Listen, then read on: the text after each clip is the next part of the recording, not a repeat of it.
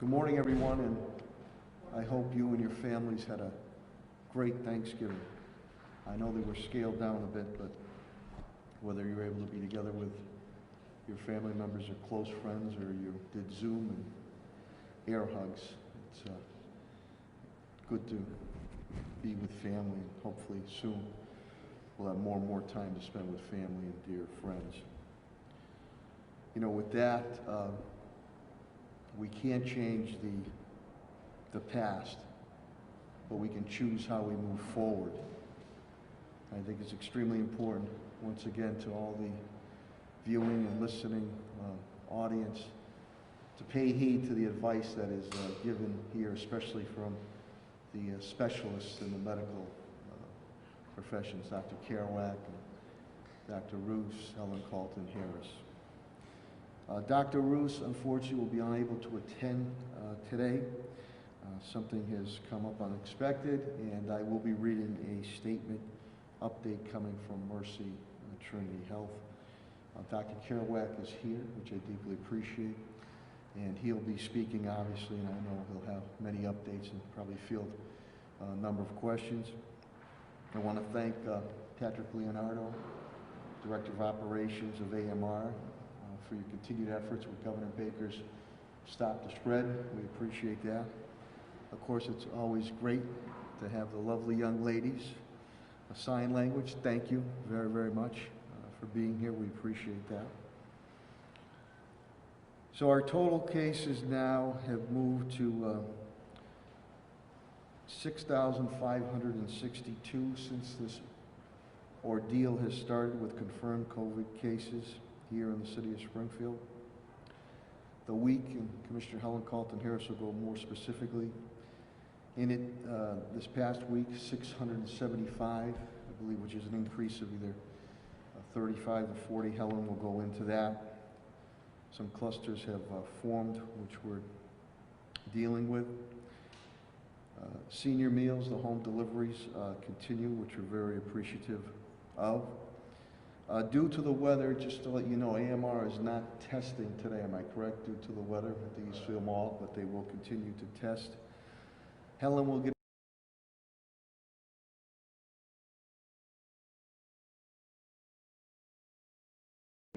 .4. Unfortunately, deaths, we had 2 more deaths, and our sympathy, thoughts, prayers, and encouragement go out to the affected families. That brings the number of deaths to 138, 60 being white, which is about 43.4%, 32 being black, which is 23.1%, Hispanic is 43, which is 36.1%, Asian is 3, which is 2.1%. The deaths in long-term care facilities have increased to 80, and residential increased to 58. We had the Oasis Food Pantry Wednesday, pre-Thanksgiving. I want to thank John Foley, Congressman Neal, Chairman Neil Ritchie, and I were up there and serving about 3,500 families, but there was many, many more than that. I want to thank Commissioner Clapper, Traffic Division, for being up there with the overflow, and Chris on DPW, but people were very appreciative of all the food that they were able to receive, especially before the Thanksgiving holidays. On a good note, Bright Nights opened, and they had a great crowd Wednesday before evening of Thanksgiving. Tonight, hopefully weather permitting, we're going to be honoring the frontline workers. Thank you, at Bright Nights. And we're also going to be honoring this Wednesday military and public safety individuals, Wednesday evening. This week we'll have a couple of announcements coming. One will be a major business donation going to the Food Bank of Western Massachusetts, so stay tuned on that. Also with Commissioner Helen Carlton Harris, we will be announcing the Office of Racial Equity Director this week. Helen will also speak of, as I'm sure Dr. Kerouac will be too, we're preparing for sites on the vaccine, distribution of the vaccine. So Helen and Dr. Kerouac will speak more about that. On the police front, Commissioner Clapper is down 26 COVID, 13 pending, 5 recruits in the academy also. Academy continues, but they're Zooming meetings right now. The cruiser went very, very well at Walmart this past Saturday. Thank you, Commissioner, and to the C3 Policing Unit, and to Attorney Neil Phillips and his group, who are fantastic for kids who are in need. State police are on call. Commissioner Clapp, we've set that up if needed. And we had a tough weekend. Commissioner Clapwood will get into that, but there's warrants out for arrests. You're going to see that some of these individuals, if not all, are non-cooperative. You're going to see that once those warrants and arrests are made, that these are repeat violent criminal offenders that our courts continue to let out. You're going to see in a major raid on Malden Street, 3 guns, individual, frequent flyer, on federal probation, still doing the wrong thing. Still doing the wrong thing. So again, I ask our court system to step forward, because these are all repeat names you're going to see. And I don't want to see anybody, no matter what creed, color, or background, get hurt or get killed here in the city of Springfield. So police are doing their job, and we need the courts to do their job. Commissioner Calvi is down 8 with COVID. He has 6 awaiting results, and he also has 3 dispatchers that are down. And I don't know the rhyme or reason of people. Use your head.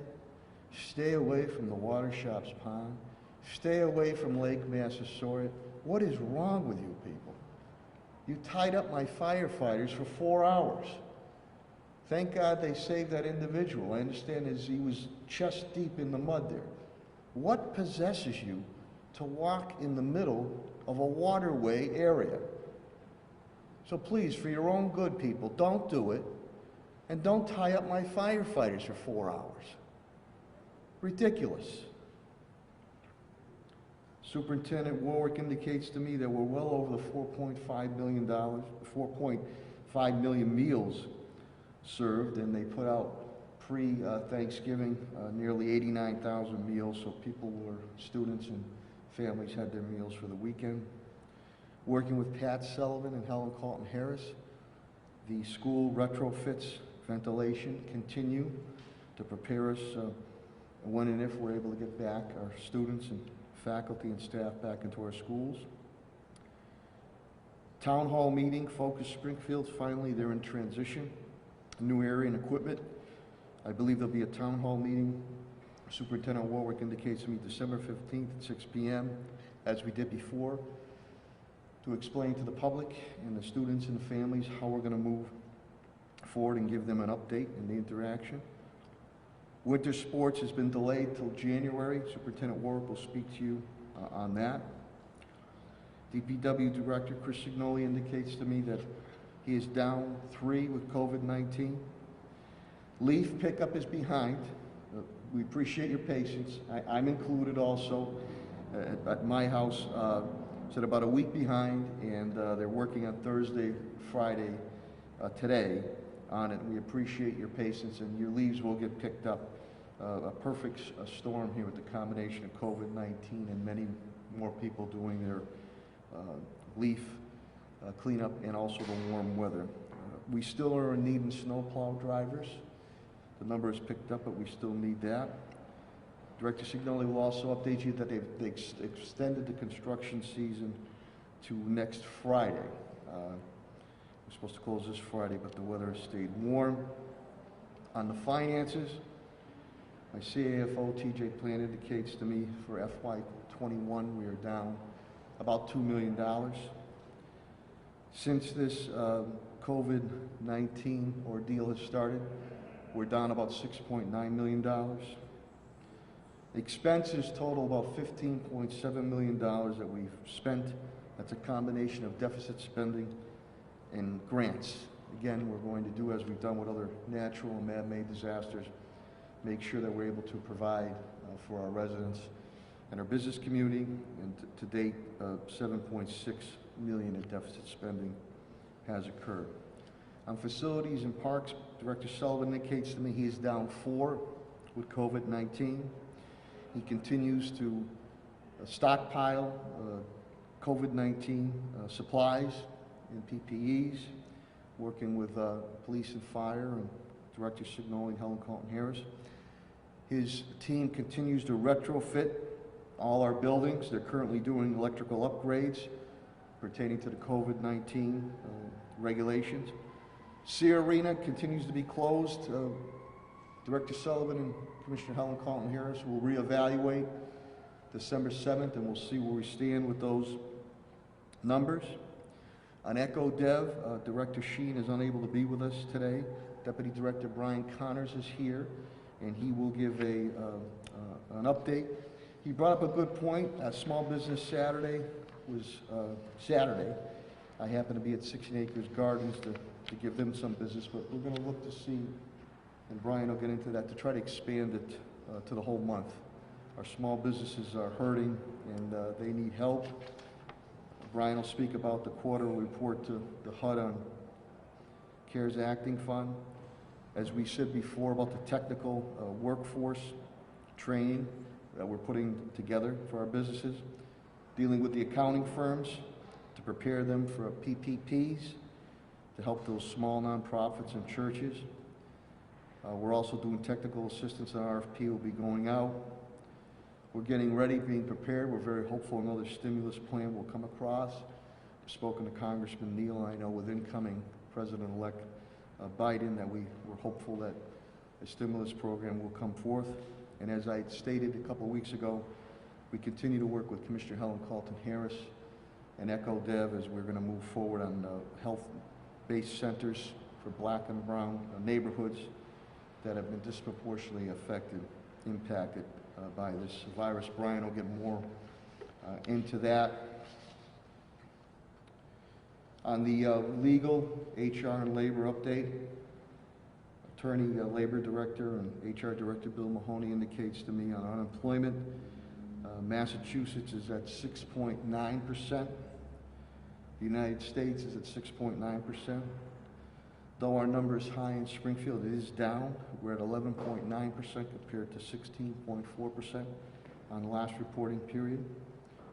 And Solicitor Pakula also reporting now that Focus Springfield is getting their location and equipment intact. That I'm looking to do is either our 3rd or 4th town hall meeting pertaining to police and community relations with Commissioner Clapprood, myself, Judge Roderick Ireland, so we're looking to get a date on that as soon as possible moving forward. With that, before I bring up Dr. Kerouac, and again, Dr. Roos from Mercy Hospital, Trinity Healthcare, sends his regrets for being unable to be here. After I read his statement, I'll bring up Dr. Kerouac, and then after that, so Dr. Kerouac can get back to his important duties at Bay State, we'll take questions immediately and comments for Dr. Kerouac. Then we'll go into the rest of my cabinet head's report.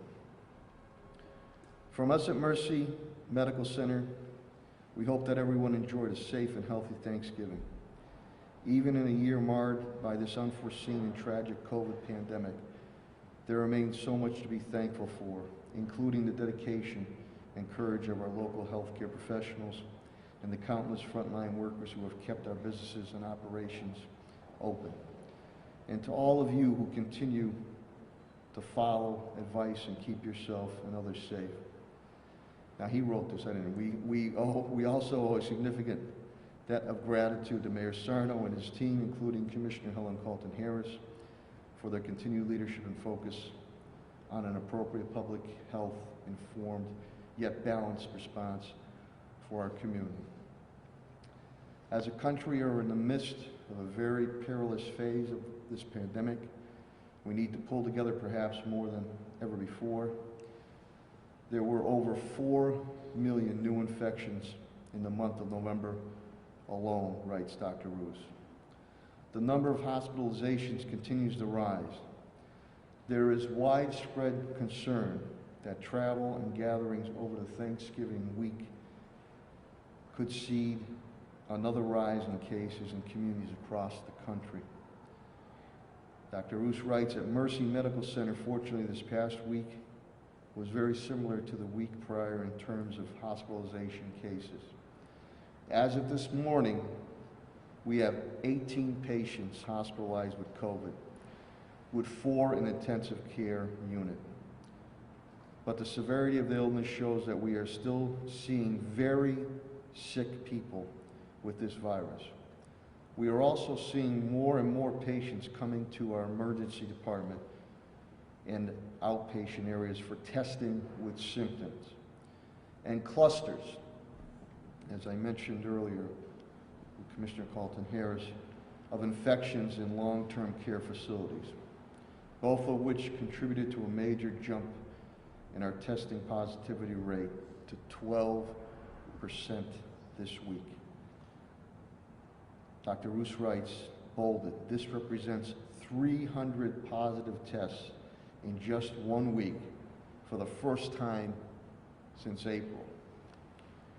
So while we're eager and ready, as many of you are, for the distribution of the safe and effective vaccines, we are clearly still have high levels of concern about the rate of transmission. We will always continue to make priority your safety and the well-being of our community. Please remain vigilant, doing your part. Follow the life-saving precautions of masking, physical distancing, and staying safe to protect yourself, your loved ones, and all of us. And this is thank you from Dr. Robert Roos, the Chief Medical Officer of Mercy Medical Center, Trinity Healthcare. And with that, I will bring up Dr. Mark Kerouac, the President and CEO of Bay State Health Systems. Thank you.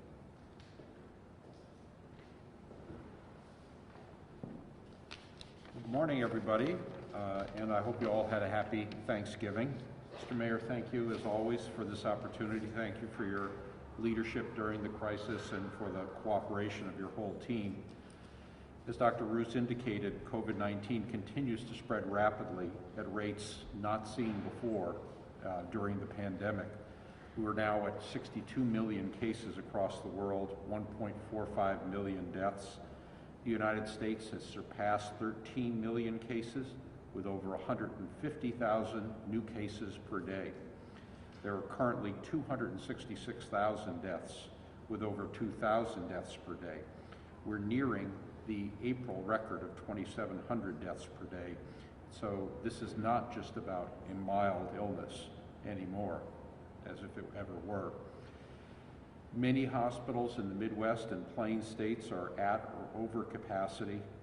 Many U.S. cities and other countries are moving backward on their reopening guidance. Massachusetts now has over 217,000 cases and over 3,000 per day on a few of the days in the last 10 days. Most of these now are occurring in younger people, fewer and fewer in older individuals who are outside of chronic care facilities, suggesting that older individuals seem to be following the guidelines more effectively. We've had 10,700 deaths in the state, and over 1,000 people today are in the hospital in Massachusetts with COVID-19. That recalibrated color map that we've talked about before now shows 81 towns across the state in the red zone. 9 of those are in western Massachusetts. They include Springfield, Chicopee, Holyoke, West Springfield, Ludlow, Hamden, and Southwick, as they did last week, and we've added East Longmeadow and Munson to the list. There are over a dozen other towns and cities that are in the yellow range. Obviously, more virus in the community means more virus at Bay State Health. We did not have a good week last week at Bay State Health. We passed over 100 inpatients last weekend. Today, we have 103 cases. 93 are at our Springfield campus and 10 in our other community hospitals. Only 7 are in our intensive care unit. There is unfortunately likely another spike on top of this spike. It's on the way. People who have been exposed over Thanksgiving are most likely to develop symptoms in this first week back. The people that they expose will likely develop symptoms around mid-December. If you've traveled out of state, in any state except for Hawaii, you ought to be quarantining for 14 days and considering testing if you get symptomatic. These are guidelines from the governor, and I would urge you to respect them. At Bay State, we continue to test about 1,000 a day and have no issues with personal protective equipment. We are anxious to increase our capacity, and I'm hopeful to have some good news about that next week. As far as surge capacity goes, we can open to 236 beds with our current graded surge approach and another 150 in the community. So we have plenty of headroom as far as beds go. Staffing is strained in some instances, but we are managing. There are fewer deaths and fewer people in the ICU, reflecting the fact that it's a younger patient population and that we have now more effective treatments. We've begun to monitor some milder cases in the home setting through Bay State Home Health, which has taken some of the pressure off the inpatient area, but there is still a crunch on beds. Our staff are fatigued and they're stressed, and they know that there's still a long way to go. They not only gave up their holidays to be on the job and provide expert professional care, but they also provided emotional support because these patients can't have visitors either. All of this, of course, adds to the strain. We're doing our very best to support them, and I really thank them for their dedication and their compassion. As Dr. Roos indicated, vaccines will likely gain approval this month. I expect the Pfizer vaccine to get through the FDA on an emergency use authorization around December the 10th, and the Moderna vaccine to do the same around December the 17th. The Astrazeneca vaccine may take a little bit longer since there seems to have been a glitch in their study design and their dosing protocols, but it does appear to be effective, and in the long run may be more widespread in its distribution since it does not require any special freezing and is relatively inexpensive. I also expect the Johnson & Johnson vaccine to make progress, so it wouldn't surprise me at all to have 4 useful vaccines in development in the month of January. We are awaiting a definitive distribution plan from the state. We've seen a draft plan. We're prepared to be the distribution site for Western Massachusetts. It's very likely that healthcare workers on the front lines will be vaccinated first, followed by high-risk individuals such as elderly folks in congregate living situations, people at risk due to chronic diseases, and first responders. There was a problem across the country, across the world, with what's called vaccine hesitancy, even before this pandemic hit us. It's related to some now retracted studies about side effects that have unfortunately been amplified by sources of disinformation on the internet. There's a very powerful anti-vax movement, even in our area. We've had providers here in the Pioneer Valley threatened for speaking out in favor of vaccination. Fortunately, in Hampden County, we have relatively low rates of this misinformed point of view, and most children who need them get their vaccines at a rate of over 98% going into kindergarten. In a sense, the vaccines that we routinely give our kids are victims of their own success. Very few people recall the toll of the diseases that they now highly effectively prevent. You have to be almost as old as me to remember cases of fatal measles, which I saw during some of my time working in Africa. On top of these anti-vaccine sentiments, though, there is an additional skepticism about this, the COVID vaccine. Many feel it's related to the distrust of treatments being pushed by the administration, which has at times been at odds with scientists. Think of the hydroxychloroquine controversy. Vaccines, however, it's important to remember, must go before an independent scientific review panel prior to FDA approval. And I want to assure you that Bay State Health will not distribute vaccine until we review those findings independently. There is enough prepaid vaccine to give out to 15 to 20 million individuals this month, and we hope that it'll accelerate in the months to come as well. Most estimates I've seen have everybody who wants one to receive a vaccine by the end of the spring. But there are some long months to go before then. Important to remember, please reduce the spread. If indeed you've traveled out of state, by quarantining yourself, perhaps testing if you've traveled. I'd also note that other cities and states are backing up on reopening rules, particularly targeting indoor activities like restaurants, bars, and gyms. It wouldn't surprise me to see Massachusetts to do that as well if we continue on our current trajectory. I also note that some cities have started to crack down on private gatherings. Believe it or not, neighbors calling the police on their own neighbors.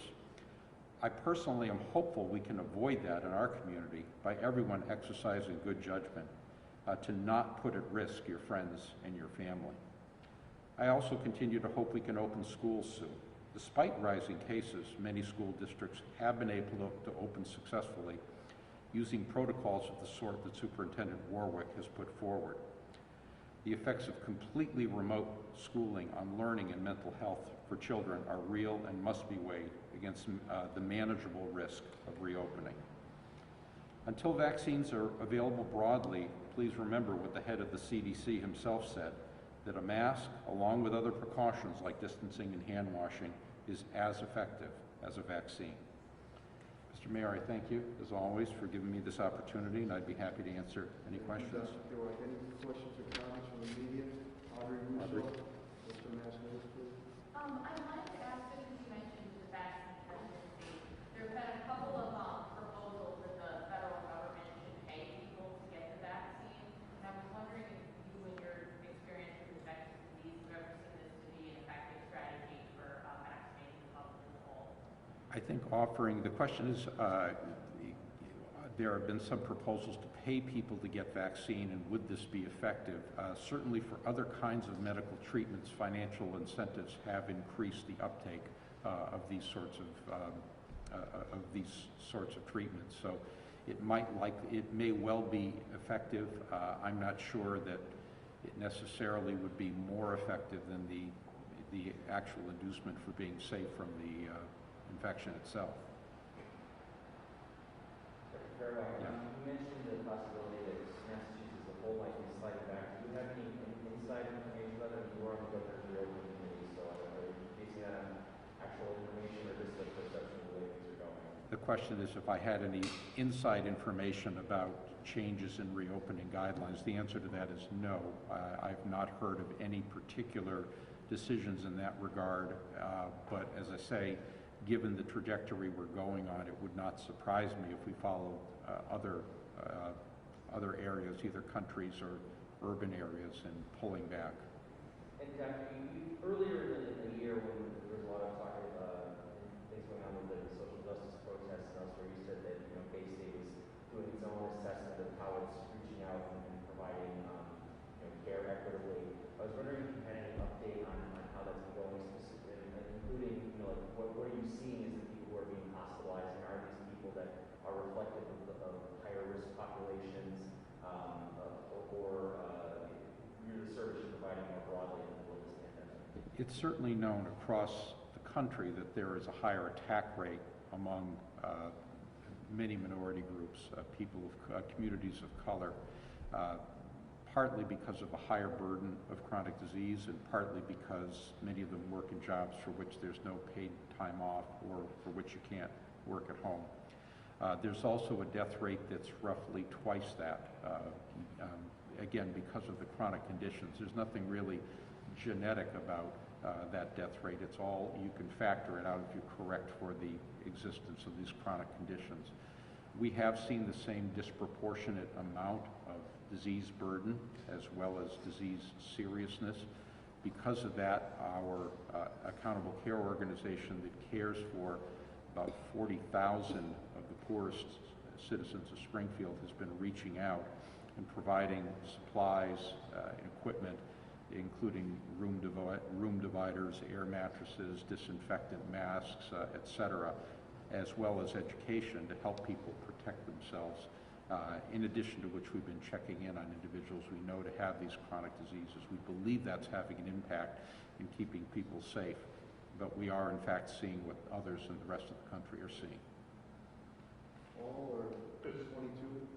Does the reopening advisory group still meet periodically? The reopening advisory group has not, reopening advisory board has not met in several months.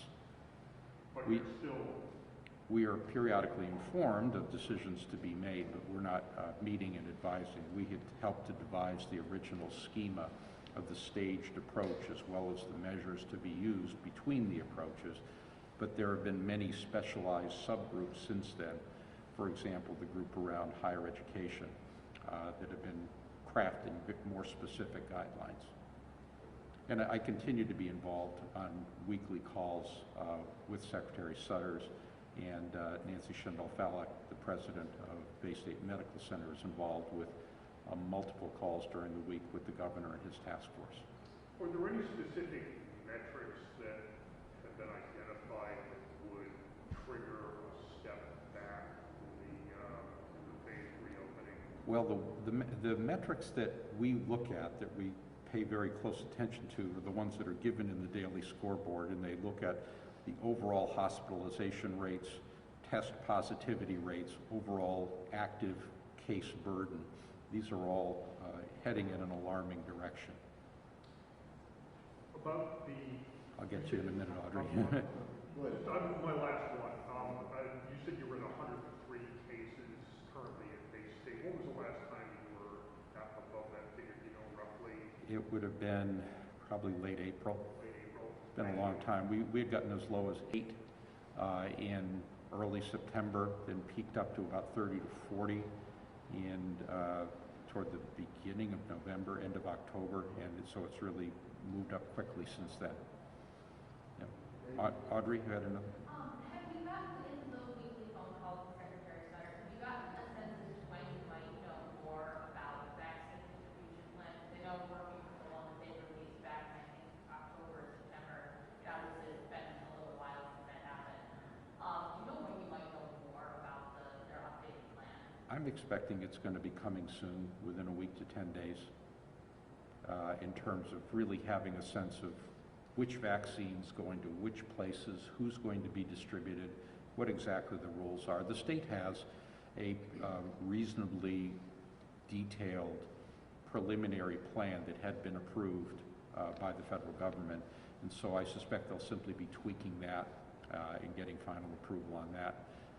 I would imagine that certainly it would be released around the time of the emergency use authorization on the 10th. Because I remember in that plan it said 20,000, 60,000 doses, which, while detailed is kind of a large range. With the fact that now some of these are 2-dose vaccines, do you think that is still working within that frame? Yes, the only 2 contenders right now are 2-dose vaccines, and the figures I've seen have been about 40,000, which would get you about 20,000 individuals immunized. And that would be available to be done, I'm told, in the month of December, but of course they're cranking away and making more as we speak. 22, with the rest of us, you're all set. Any other questions or comments for Dr. Caroline? Okay, here we go, Dr. Caroline. Thank you very Mr. Mayor. much. I'll see you tonight. Thank you. You teamed all your efforts. Okay, I'm going to bring up my Dr. Anthony Fauci, Commissioner of Health and Human Services, Helen Carlton Harris, and she will give you an update on the stats and some other pertinent and important updates. Helen Harris. Mayor, thank you very much, and thank you all, as always, for your support.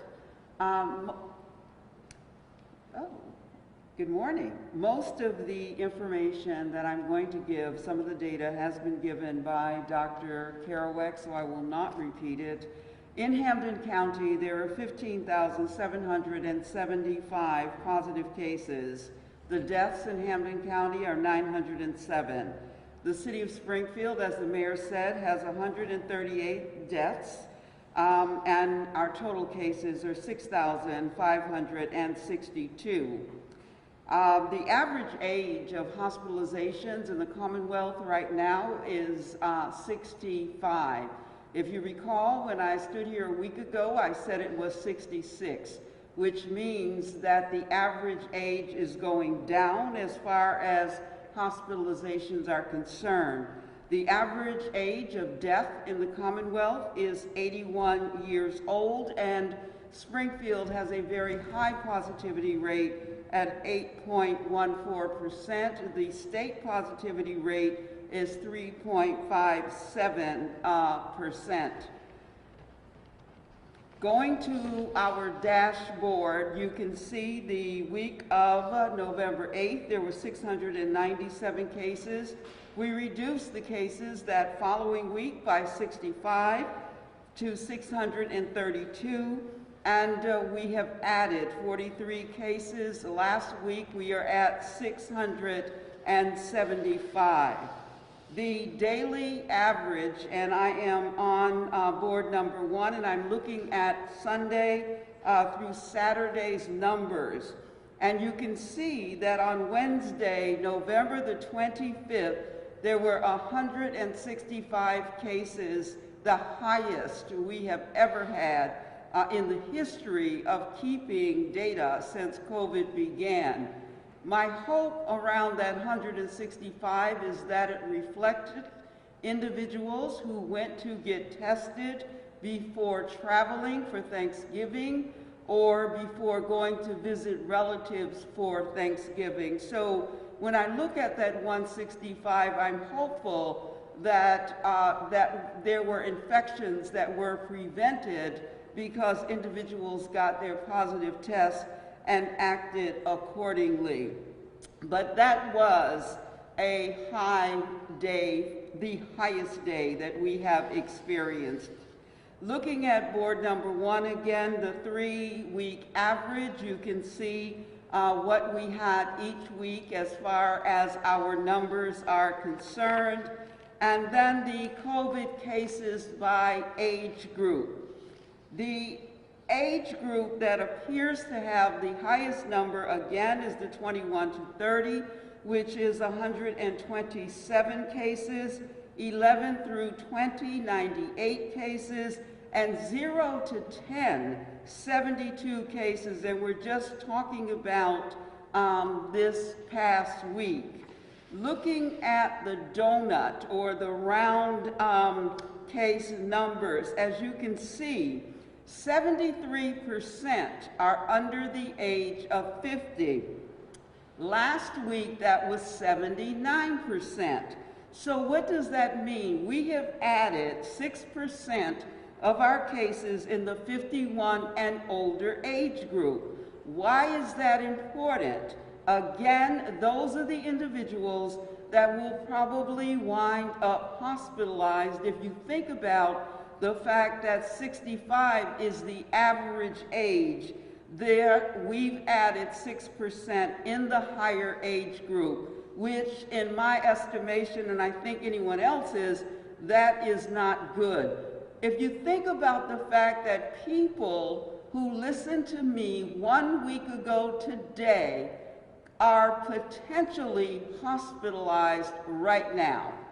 And so people who are listening to me right now, and I'm asking you to do the intervention and prevention strategies that we've asked you to do, you're listening to my voice right now, ask you to mitigate, you could potentially wind up in the hospital.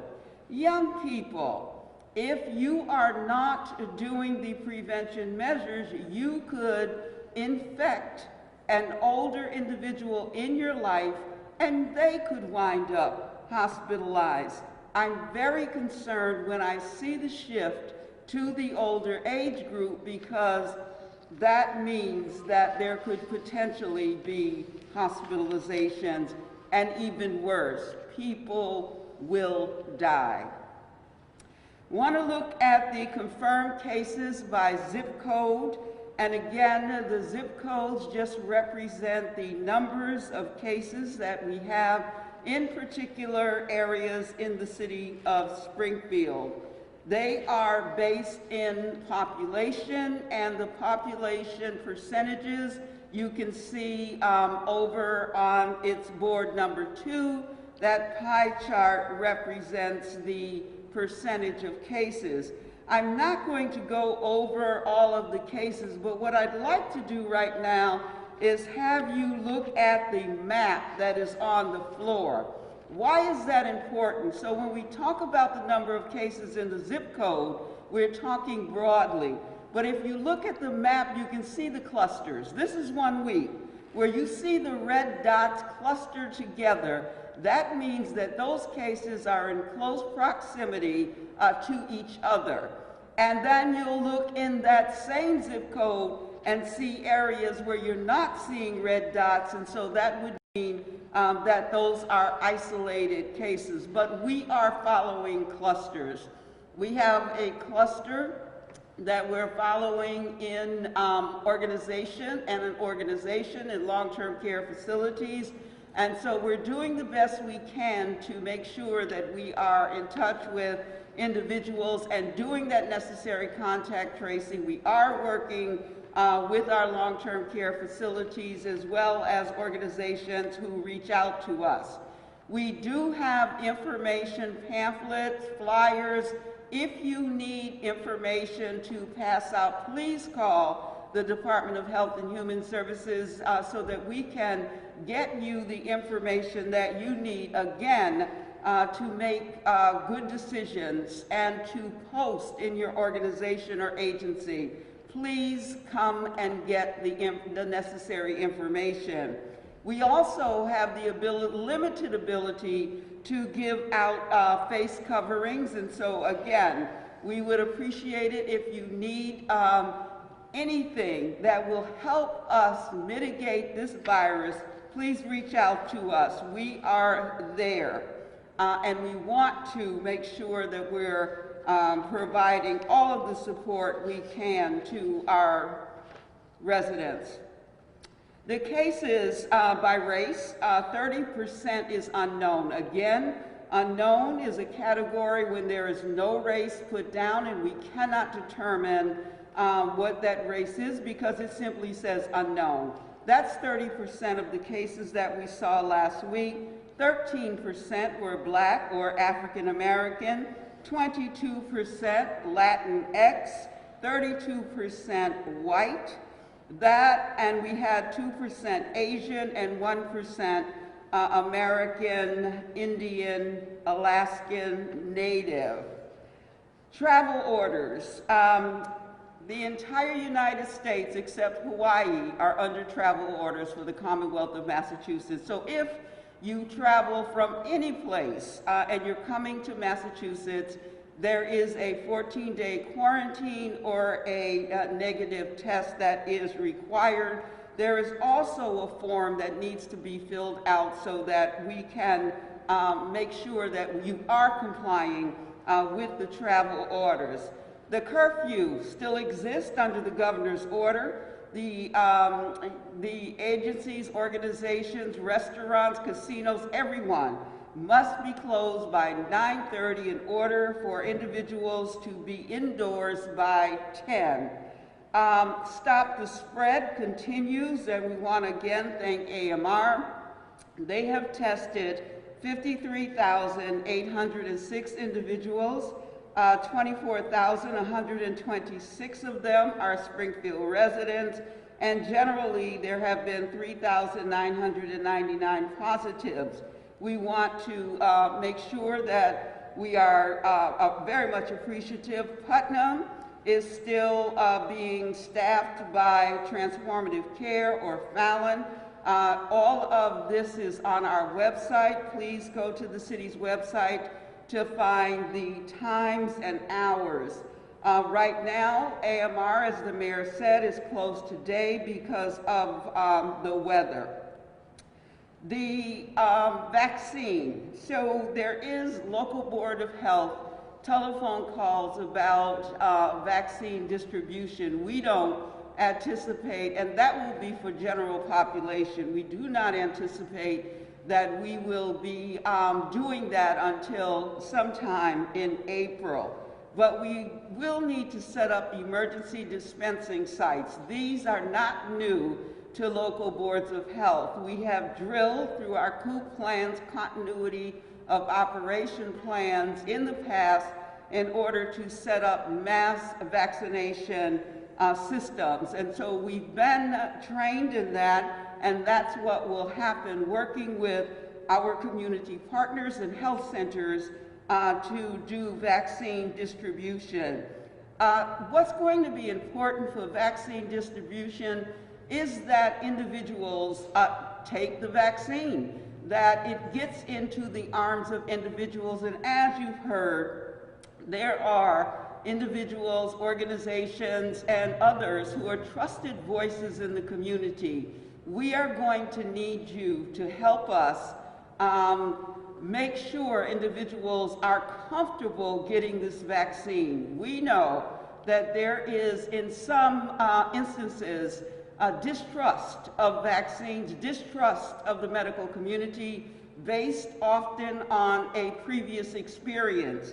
And during the call that I had with some of the individuals from the Black community who were talking about the vaccine, one of the things that was brought up, obviously, is the Tuskegee experiment and how that happened and how it really was something that people just remember to this day. HIV/AIDS was also something that individuals were concerned about as far as it being perhaps manufactured and set out to destroy population. So there's a lot of mistrust out there. So what I need is trusted community voices to work with us to help individuals know that these vaccines have been through clinical trials. They have been deemed safe if the emergency use authorization goes through, which I expect it will.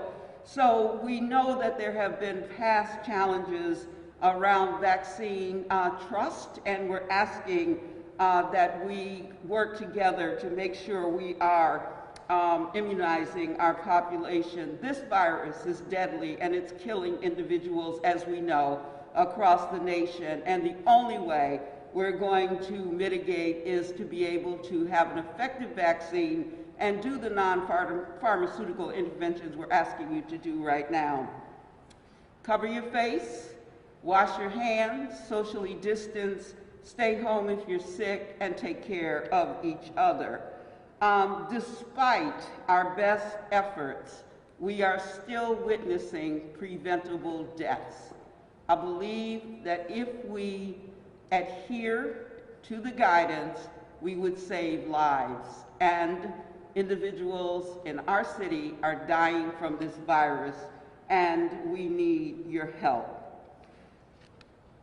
I want to thank the first line providers, our healthcare workers. I cannot even imagine what they are going through right now and have been going through for 9 months. People are exhausted, they're tired, they're taking care of sick people. Individuals can't go in hospitals to visit their relatives, and yet we have people who are not complying with our requests. Businesses, we are still out there trying to work with you to make sure that you are following our guidance and asking that individuals wear face coverings when they come into your businesses. This is a difficult time for all of us, and unless we coalesce, work together, we're going to continue to see this surge that we're experiencing. Dr. Fauci talked about it as a surge within a surge. Probably in the next couple of weeks, we're going to see what's unthinkable. We're going to see that 165 number perhaps become a number that we see every single day, because we expect that because of the Thanksgiving holiday that there may be an increase. Also, I'd like you to think about Christmas. I'd like you to think about New Year's and making a plan right now about what you are going to do to keep yourself safe and your family safe. We've gotten through Thanksgiving. We don't know what that outcome is going to be as far as positive cases are concerned, but we are going to have Christmas. People are out and about. We want to make sure that we get through this together. Again, remember, people who are listening to me right now could potentially be in the hospital 1 week from today, and that could include me, and that could include you. And so please do what we're asking and stay safe. Thank you. Thank you, Commissioner Colton-Harris. We'll now go into the public safety component of this update and bring up now the Fire Commissioner of the City of Springfield, Bernard B.J. Kell.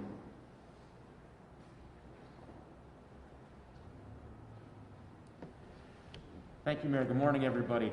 As the Mayor stated, we have 8 confirmed COVID cases at the fire station. They're all doing well at this time. No one's in the hospital. We're expecting some of them to start filtering back to work this week. We also have 6 people who are out awaiting COVID testing. They either have sick family members or have some symptoms themselves or have been exposed to somebody who had symptoms, and they're out for testing at this point. Next thing I want to bring up is the safety around Lake Massasoy at Water Shops Pond area. Everyone, please do not go out there walking in the mud. It took 4.5 hours to rescue the person yesterday. He was trapped in the mud up to about chest level. It took 75 man-hours to free him from the mud, which was a very long and trying period. We had 30 sheets of plywood out there. We had 6 ground ladders spread out over the mud, which took time then to get back out of the mud and dig out of 3 feet of mud. We had 2 ladder trucks, 2 engine companies, the heavy rescue squad, 2 district chiefs, and I was down there myself yesterday. And it was a long morning and beginning of the afternoon to get this done.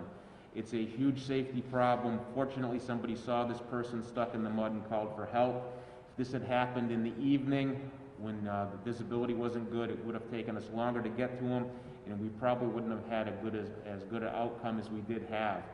Like I said, fortunately he was seen and was able to be extricated from the situation, but this is a dangerous situation out there. The more you move around in the mud, the more you're going to sink, and hopefully this is a learning lesson for everybody to be careful out there.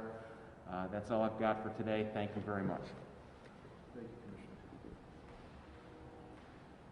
Thanks, Commissioner. And unlike the book, don't be a curious George and use your head. In Italian we say gavados, don't be a hard head. You could have been a loss of life there, and you're endangering yourself and you're endangering my firefighters. So just don't do it, okay? Absolutely ridiculous. We'll now bring up the Police Commissioner of the City of Springfield, Cheryl Clapper. Thank you, Mayor. Good morning. As the Mayor mentioned, I have 26, who have tested positive. 26 are out positive. 13 are pending. That means that they've been tested and we're awaiting results. 5 in my police academy are home. They're not at 50 East Street. A couple are positive tests, and some are staying with or living with others who have tested positive. At this point in time, we're able to Zoom the courses to those recruits who are home, so the academy is still continuing without missing a beat. We're trying to really stress safety when the recruits go home to limit their exposure so that the academy can continue on.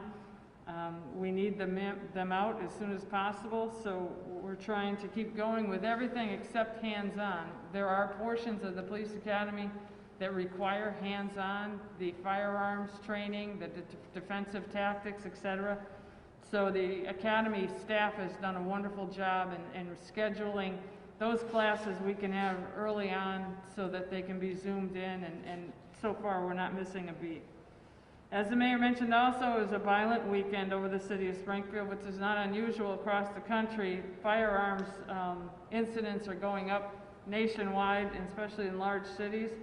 Springfield is not immune to it. On Friday night on Keith Street, we had a murder and we had another person shot. The second person shot is not really cooperating with us. None of the names involved in this incident are new to us, as the mayor mentioned also. These are repeat violent offenders that we continue to deal with, that are continuing to cause our communities and our police officers to be put in harm's way. Friday night at 9:50 p.m., Narcotics Unit and the Emergency Services Unit served a warrant on Malden Street. There they recovered 3 firearms that were probably more than likely going to be used in a disturbance or a violent crime. Arrested is Joshua Heathman. For an example, Mr. Heathman is on federal probation, was arrested with firearms in June, and was actually shot himself last week. That's what we're dealing with here. Saturday at 10:15 a.m. on Warrington Street, 2 gunshot victims, both are expected to survive. That was not a gang or drug, that was more of a relationship, domestic type of an incident, so there is a warrant today out for that assailant. His name is not unfamiliar to us. Sunday at 9:40 a.m., ShotSpotter on Fort Pleasant Avenue, victim with non-life-threatening injuries, ended up turning up at a hospital. He was expected to survive. His cooperation is limited. Again, these are gun and drug incidents. The Detective Bureau is reviewing some video footage we may have of that incident. Monday, 12:30 a.m., so this morning, a female was shot in a car while on Page Boulevard. She suffered non-life-threatening injuries. The individual she was with has a long history of firearms charges, including open cases involving firearms charges, including cases that I have reported here over the past several weeks. He was in the vehicle. He was probably the target of that firearms incident. So again, it's the revolving door. It's police officers putting their lives on the line. They're doing the job. They're making the arrests. They're investigating the cases. I would join with the mayor in asking the courts to please do your job. COVID is not only a threat to those in jail, it's a threat to everyone. So let's weigh everybody's rights evenly and put people in jail and hold people accountable for their crimes. And yes, we had a Stuff the Cruiser at Walmart was the highlight of my weekend, where we were able to collect some toys for kids, disadvantaged kids in the C3 Forest Park area. Thank you, Mayor. Thank you, Commissioner. Same old song, same old dance. And you'll see when the arrests are made again. Again, to the court system. What does it take to keep these repeat violent offenders on the streets? Just 1 or 2%. We'll deal differently with preventative initiatives that we'll do through the police department and through Commissioner Helen Colton Harris. But what does it take? And what does it take to cooperate and talk? I went by Keith Street Saturday night. Multitude of people there. Shrines, little fire going on. Nobody wants to talk. That could be you, God forbid, or a friend or a loved one that could next be harmed or killed. So to sit there and memorialize and, in essence, condone what occurred is unacceptable. We will continue to work to show a better path and way for each and every one of the individuals in question. But for those who continue to want to perpetuate violence, you're going to be dealt with differently, from our federal gang task force on down to our Springfield Police Department.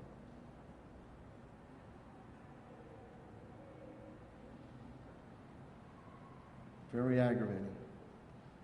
I don't want to see anybody hurt or killed.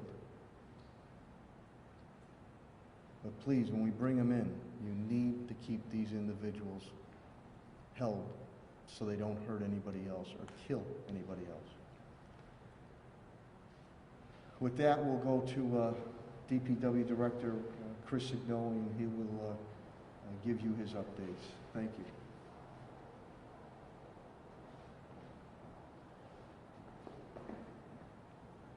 Mayor, thank you. The DPW currently has 3 employees out.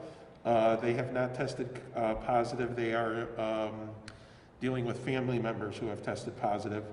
Today, we are working on Thursday and Friday's yard waste from a week ago, so we are at least a week behind.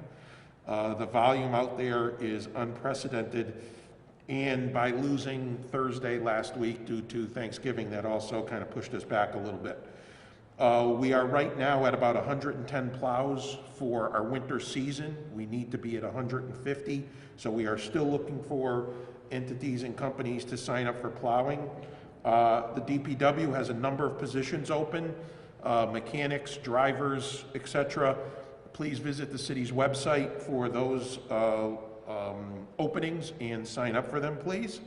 And the city's winter moratorium on construction was due to end this weekend, this Friday. Based upon the weather, we are extending it to next week, December 11th.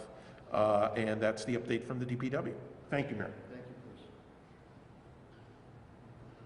So once again, to our residents, thank you for your patience on the leaf collection. They will get picked up, but thank you again on that. Schools updates, Superintendent Dan Warwick is here, and he and his team continue to educate our students, and we also prepare at the appropriate time to get our kids back into school when it's public health-wise safe. Superintendent of Springfield Public Schools, Dan Warwick.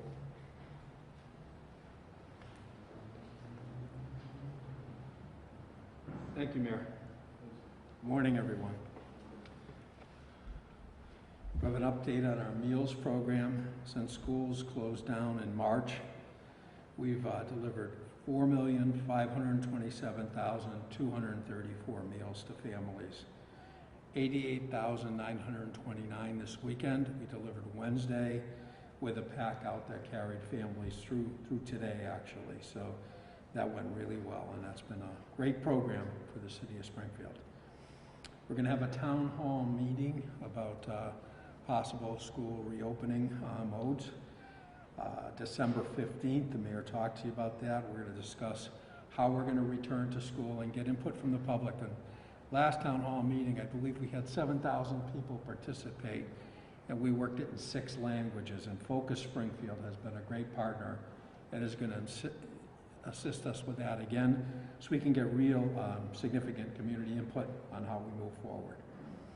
Continue to work with the facilities department. Patrick Sullivan's been outstanding on working on doing a complete analysis of all of our buildings and then making sure all of our ventilation systems are meeting or exceeding ASHRAE standards so that when we move our kids back in, we'll be able to do it safely. Just a reminder for families that flu shots are going to be mandatory starting in January, so the family should be taking care of flu shots. And we have information on our website on that. This week at our school committee meeting Thursday night, we'll be talking about winter sports. So far, it looks as if winter sports are going to be delayed till January. So the winter season usually starts right after Thanksgiving, and actually today. But that's delayed till January. And our school committee will be meeting and taking information from our public health commissioner, Helen Carlton-Harris, who's been so helpful with us and guiding us through this process. I don't know if you remember, but back in the fall, when we continued the season after an outbreak, we tested every athlete to make sure they're safe. So those kind of protocols has really assisted us in making sure our kids and our staff are safe. And we're working with Helen again to make sure that we have the safety piece taken care of when we bring it to school committee for a vote. For families, remember that we have a helpline.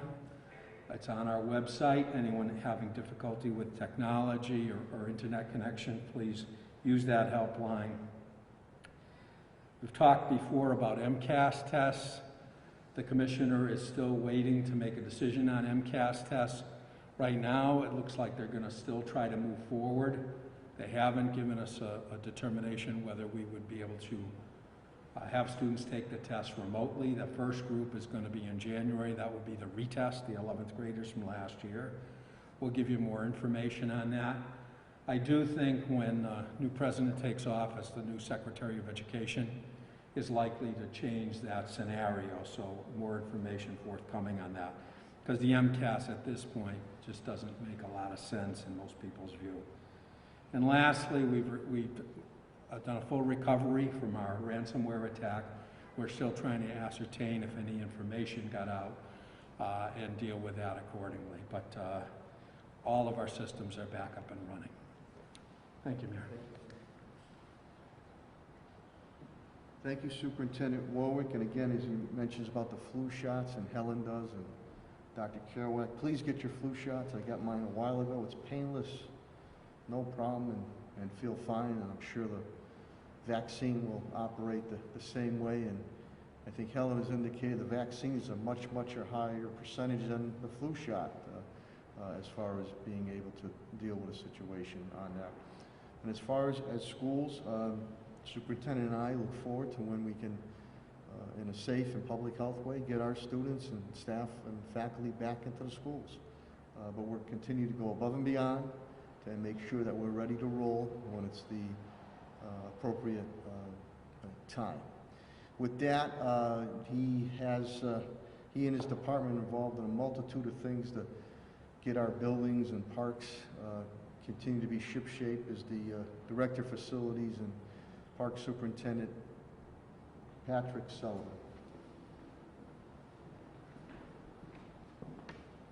Thank you, Mayor. We have 4 out due to COVID today. As the Mayor and the Fire Commissioner stated, please stay off of Lake Massasoy. We have done our best to put some orange fencing and keep off signs, but I'm really pleading with parents and guardians, talk to your children, stay off of the area of Lake Massasoy. It's the same regard that we have in the winter when there's thin ice. There's underground springs that feed this entire lake, and these areas are like quicksand. So please talk to your children, and adults, you stay off of it as well. Thank you. The carry Opti units have started to come into the city.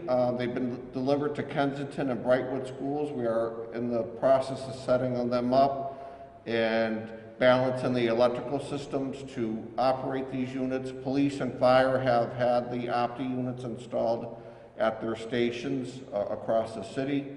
We are completing the engineering that will be required at the 4 school facilities where these Opti units will be installed. We have also completed the I-Wave training, and that has started to be installed across the city as well. We're doing police and fire first for those, and then we'll move into the schools. And then last, the leaf cleanup is going well across the city as far as parks and facilities go. Again, we appreciate your patience, but our goal is to have the city cleaned up by the end of next week. Thank you. Thanks, Ben. Thank you, Director Sullivan. Again, I always say that Springfield's in the business of doing business. Director Tim Sheen unfortunately cannot be with us today, but Deputy Director Brian Connors is here. He does a wonderful job. He will give you an update. Deputy Director of Economic Development, Brian Connors. Thank you, Mayor. Just a couple of quick updates on the Development Division.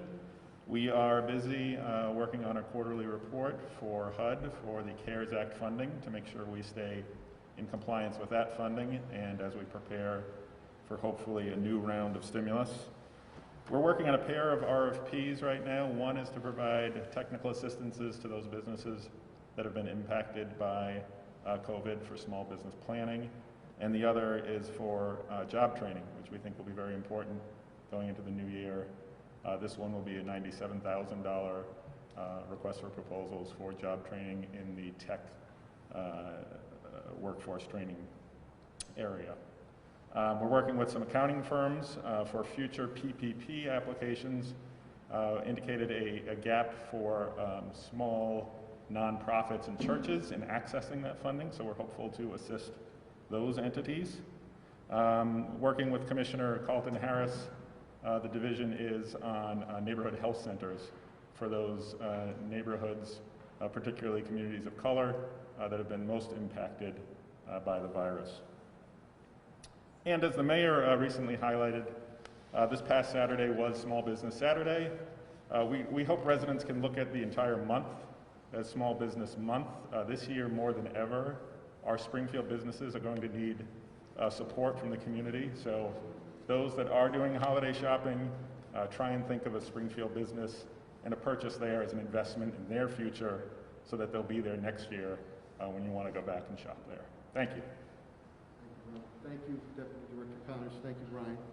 You received the financial update from CFO TJ Plan I gave you earlier, the HR labor update, the unemployment from Attorney Bill Mahoney. Thank you. And Ed Pakula on the legal aspects. And again, Ed will be facilitating either our third or fourth town hall meeting on continued enhancing of police and community relationships with myself, Commissioner Clapprood, Judge Roderick Ireland, and others, and we look forward to announcing that date in the very near future now that Focus Springfield is getting their new location area and their equipment up and running. From there, in turn, there'll be a town hall meeting on the 15th, 6 p.m. on our direction of our schools. So with that, I will open it up, and those town hall meetings are available to any and all. We welcome any and all, whether pro or con, whether police, community relationships, and with the school department. So with that, I will open up to any questions to cabinet heads or myself. Paul? I'm going to have a question for Commissioner Carlton Harris. Commissioner Carlton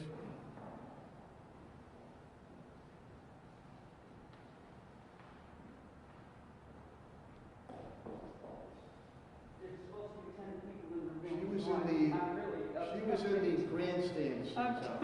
I'm attempting to follow the governor's guidance. Yes, sir. We get the windows open too, so lots of ventilation. We're doing good. You and the mayor both mentioned clusters that you've identified. If you talk about how many, are these all in long-term care facilities?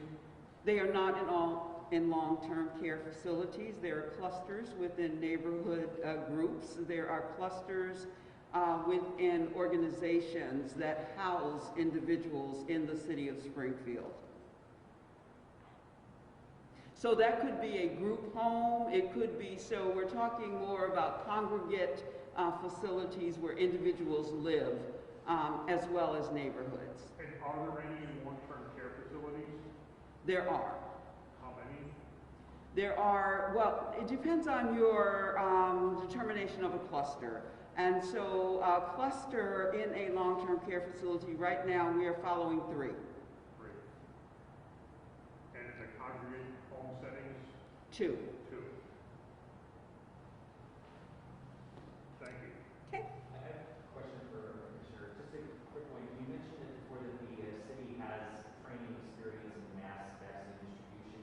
Is the fact that the likelihood that 3 out of 4 of the leading vaccines are going to require 2 shots add any complication to that, or is that something else that you feel you'll be able to handle easily? It certainly will take more strategic planning because in the past when we've done mass dispensing, it has been one vaccine.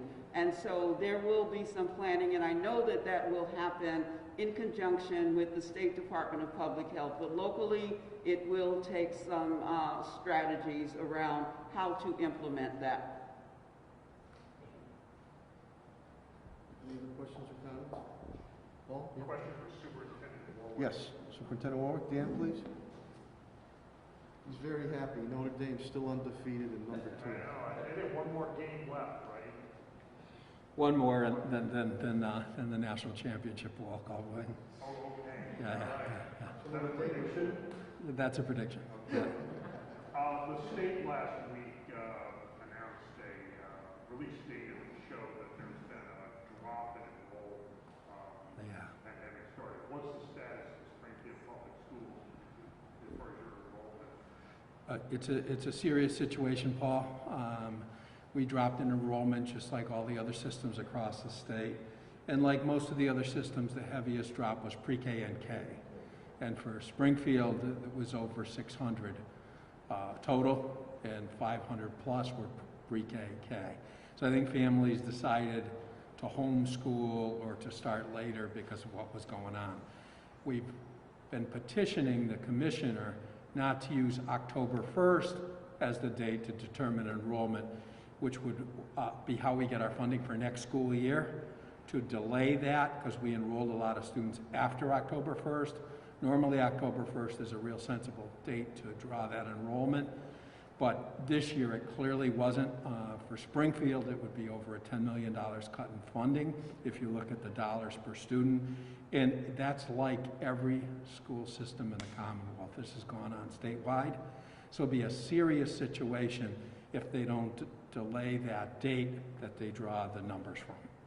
So we're working with the commissioner at the Mass Association of School Superintendents to take a look at that and use a later date on that, or suspend that for a year and hold at last year's count. Because likely all those kids will be back in next year at the beginning of the year. We're going to need to service them, but we won't have the funding to do it.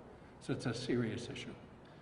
The town hall set for December the 15th. How soon after that will the school committee be meeting and voting on? Great question, and I should have said that. December 17th school committee meeting, they'll take it up for a vote. But they wanted to get wide input from the public like we did last time. That was a huge success, and really listen to what people have to say. Thank you. Thanks.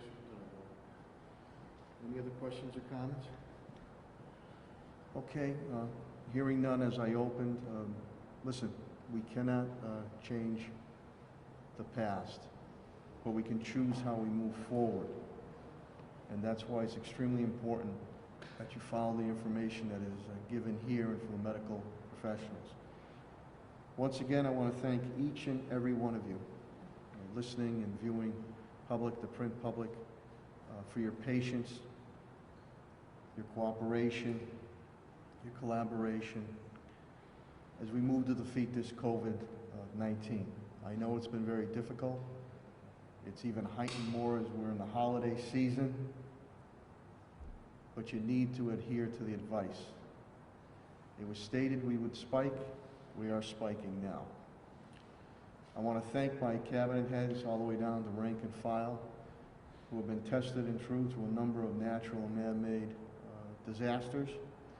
We're going to continue to forge ahead, and now the vaccine is right around the corner, and we look forward to getting that out. But in the meantime, we need to stay vigilant, which means you need to wear the face covering and the masks.